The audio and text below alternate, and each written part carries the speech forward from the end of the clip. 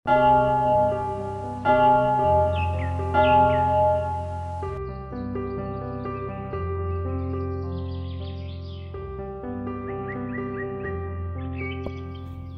nama Bapa dan Putra dan Roh Kudus. Amin. Saudara-saudari yang terkasih, selamat berjumpa kembali dalam program Gema Paulus, edisi Selasa 28 Oktober 2025. Bersama saya Romo Agustinus Anton Widarto OFM. Hari ini bersama gereja kita merayakan pesta Santo Simon dan Yudas Rasul. Bacaan Injil yang akan kita dengarkan dan renungkan diambil dari Injil Lukas bab 6 ayat 12 sampai 19. Tuhan bersamamu dan bersama rohmu. Inilah Injil suci menurut Lukas. Dimuliakanlah Tuhan.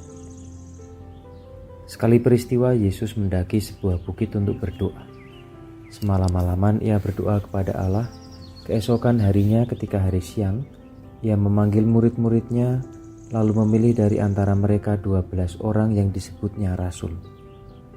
Mereka itu ialah Simon yang juga diberinya nama Petrus, Andreas saudara Simon, Yakobus dan Yohanes, Filipus dan Bartolomeus, Matius dan Thomas, Yakobus anak Alfeus dan Simon yang disebut orang Selot, Yudas anak Yakobus, dan Yudas Iskariot yang kemudian menjadi pengkhianat.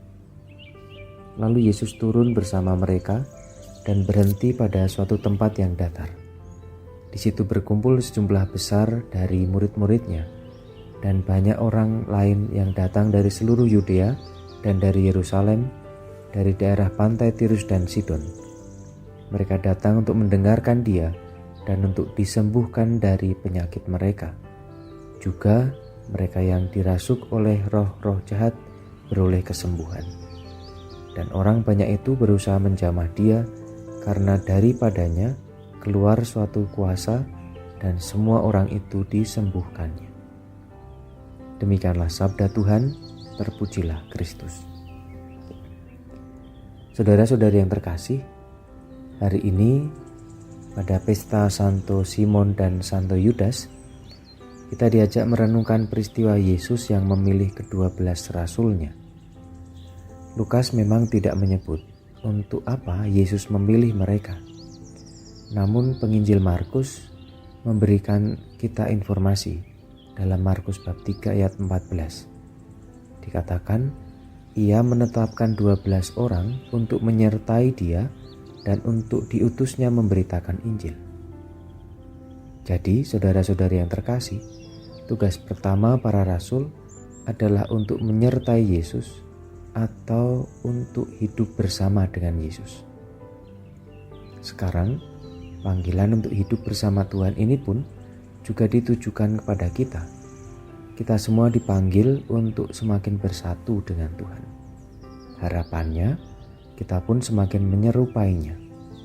Seperti kalau kita dekat dengan orang yang sedang memasak, tubuh kita juga akan ikut bau masakan atau bumbu yang dimasak itu. Demikian pula, kalau kita dekat dengan Tuhan, kita pun akan semakin berbau Tuhan.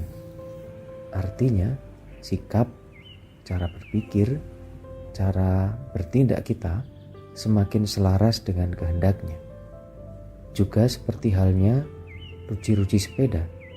Semakin dekat dengan porosnya, maka jarak antara jeruji itu juga semakin dekat. Demikian pula, semakin kita dekat dengan Tuhan, kita pun semakin dekat dengan sesama. Mari kita mohon berkat Tuhan agar doa dan teladan Rasul Simon dan Rasul Yudas semakin dapat menghayati panggilan kita untuk hidup bersama dengan Yesus dan juga dekat dengan sesama.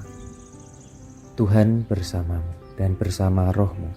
Semoga saudara-saudari diberkati Allah yang Maha Kuasa, dalam nama Bapa dan Putra dan Roh Kudus. Amin.